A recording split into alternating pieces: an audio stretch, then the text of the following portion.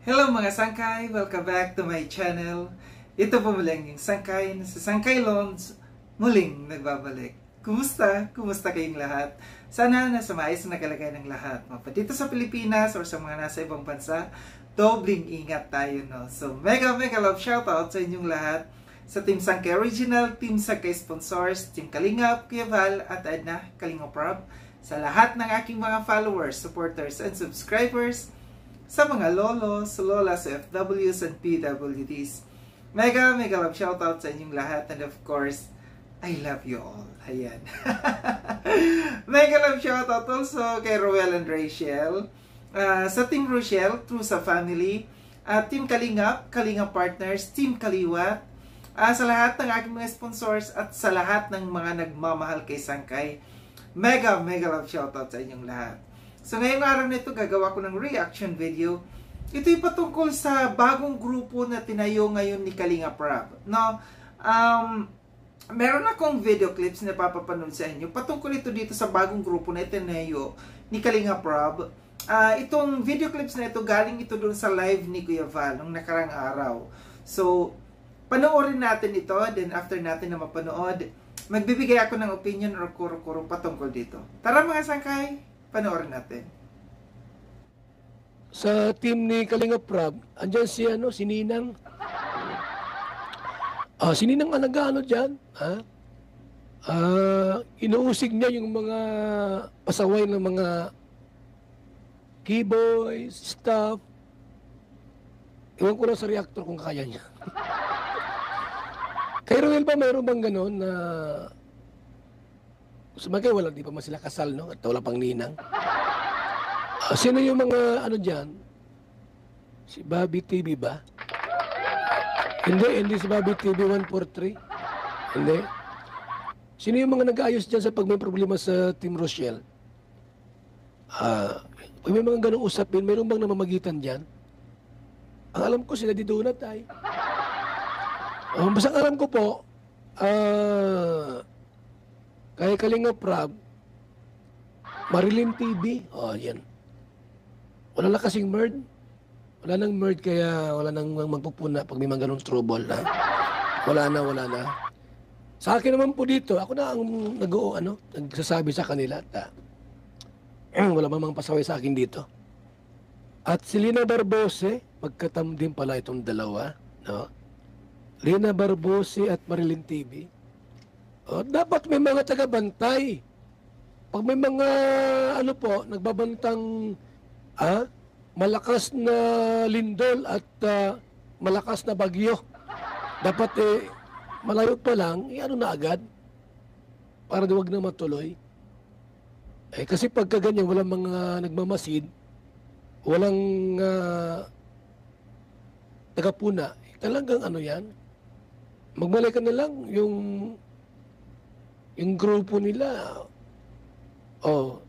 nagkakagulo na. Dapat meron doon, sa Team Rochelle, meron diyang parang like Lina Barbose, Marilyn TV, at iba pang mga nagpupuna. Tumigil ba sila, diba? O yung mga BTS, nasaan yung mga nagbi-BTS? Wala na, no? Wala na baga? Wala na ta. Mayroong Armalite dyan. Pinagsabang Armalite at machine gun. Sus. Di mo kaya yung Armalite dyan. Pag dumalit, may machine gun pa. Maganda yung may taga-puna talaga, mga kaibigan. May taga-hatol, may taga-puna. Di ba? Yung taga-puna ko po, inaluki na lahat. Kasi yung taga-puna ko, nasaan na si Teacher N? May nasaan na? Yung isa po, iluki na. Nagkikilay na po hanggang di kaya ang pressure. Dapat gayahin po si Marilyn TV. Buo ang loob. Mayroong Armalite sa likod.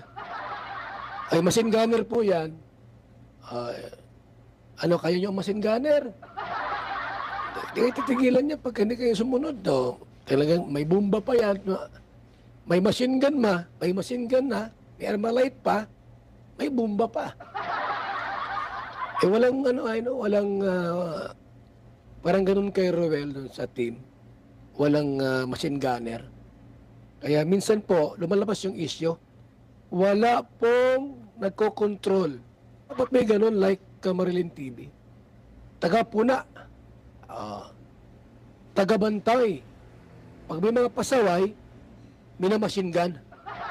Ganyan po dapat para yung gulo po ay wag nang tuluyang magtuloy-tuloy. Ha?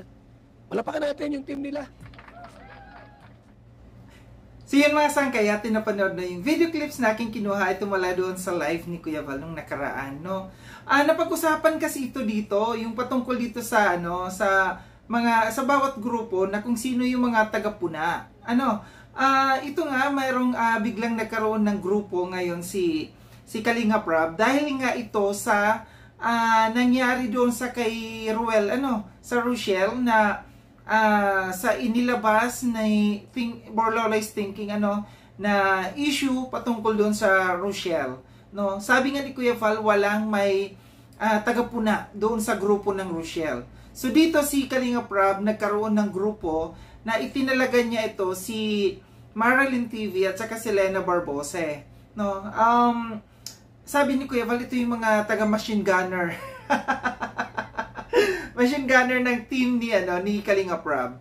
Ang tawag dito sa kanila, DIA or DIA, ibig sabihin ng DIA, Disciplinary Intelligence Action. So, delikado to. Pangalan pa lang mukhang nakakatakot na Disciplinary Intelligence Action. So, parang mga intelligent agent ang mga ito.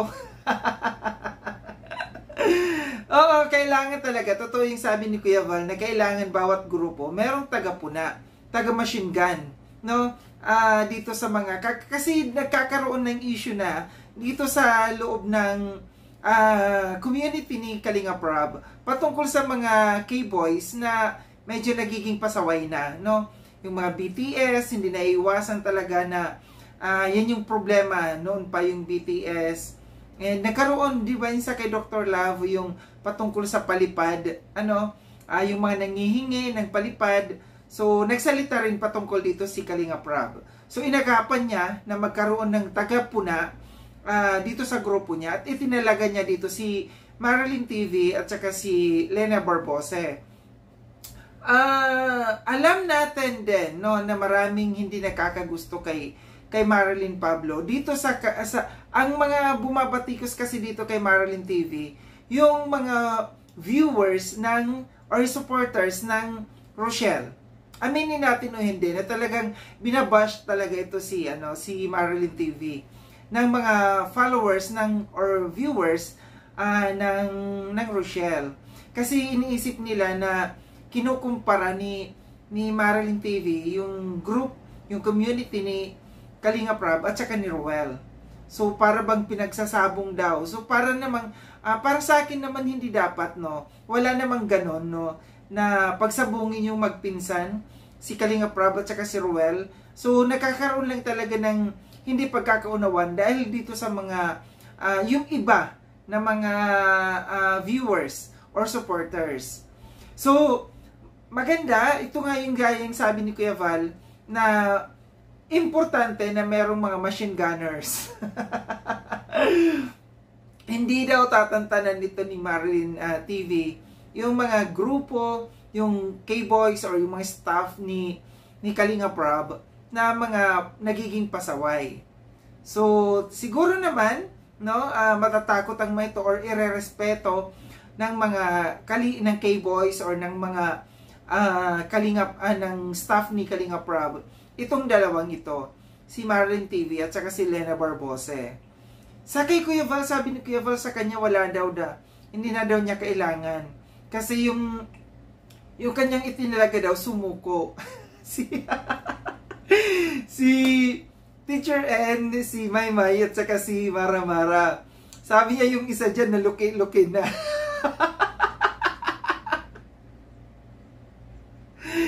Si Mara daw na luki-luki na, nagkikilay na daw yung pagkahaba. Charot talaga to si Kuya Val. So yun, no, ito yung bagong grupo ngayon na itinalaga ni Kalinga Prab sa kanyang grupo na para maiwasan yung gulo, na para maprotektahan yung grupo niya, na para hindi humaba yung kung anuang sigalot meron. Or kung ano man, sabi nga ni Kuya Val, kung meron mang lindol or bagyo na paparating, maagapan ka agad. Nandiyan kaagad si Marlene TV at saka si Lena Barbose. So sana lang, no, yung mga itinalaga na ito ni Kalinga Prab, hindi nila abusuhin yung power nila kagaya ng iba na pag nagkakaroon ng posisyon, umaabuso. Tingin ko naman yung dalawang magiging fair naman. So parang nabanggit ito, no, nasabi na ito yung magiging kapalit ng merd. Para sa akin kasi, siguro maling definition or maling term ang sinabi dito na silang magiging merd. Kasi, ang merd ay, ang ibig sabihin ng merd ay Mighty Emmy Reactor Defender. So, ang merd ay para lamang ito sa kay Mighty Emmy. Sa group ni Mighty Emmy. No? Kasi ang ibig sabihin ng merd, Mighty Emmy. So, itong grupo na ito, itong team na ito, na itinayo ni Kalinga Prab, hindi sila matatawag na merd, no? Siguro ang maano natin, ang correct definition dito, sila yung magiging kagaya ng trabaho ng merd, no? So yon. So kung ano man yung trabaho dati ng merd, sila yung gagawa. Ito yung susundan nila, ito yung gagawin nila. Yung tagapuna, tagabigay ng action, nagbibigay ng action kung ano mang meron, pero hindi sila matatawag na merd. So malinaw dito, no, na hindi sila merd. Kasi ang merd kay Mighty Emmy lamang yan. Ang trabaho lamang nila, halos ang dito, parehas lamang sila ng trabaho. Pero yung salitang merd kay Mighty Emmy lamang. Kaya nagkaroon ng pangalan na DIA or DIA, ang pangalan nila, Disciplinary Intelligence Action. So yun, malinaw dito na hindi sila merd. Parehas lamang ang kanilang trabaho, ang kanilang ginagawa ng merd. Hindi sila merd, kundi sila ay DIA. So marami kasing nalilito dito na baka iniisip nila na sila ay merd. Wag natin wag na natin banggitin, wag na natin ano pa yung merd kasi kay Mighty Emmy lamang. Si Mighty Emmy gumive up na, nananahimik na si Mighty Emmy, pero paminsan nagla-live siya, pero hindi na siya active, no? Kaya nabanggit din ito ni Kuya Val. Sinabi ni Kuya Val na kasi ang merd wala na, kaya wala ng tagapuna, kaya nagtayo ng ganito. Hindi sila merd ang itinayo, kundi sila ay DIA, Disciplinary Intelligence Action. So hindi sila merd, magkaiba po yun. Ang trabaho lamang nila ay magkaparehas. So muli, maraming salamat mga sangkay no sa panonood. Sa mga hindi pa nakapag-subscribe kay Sangkailon, subscribe nyo na po ako. Click yung notification bell para updated kayo sa lahat ng mga videos na aking gagawin. Like and share itong video na ito mga sangkay. Kita-kits tayo ulit sa susunod na video na aking gagawin. Ingat kayo sa ang dako ng mundo bang kinaroroon. Paalam na mga sangkay. Paalam.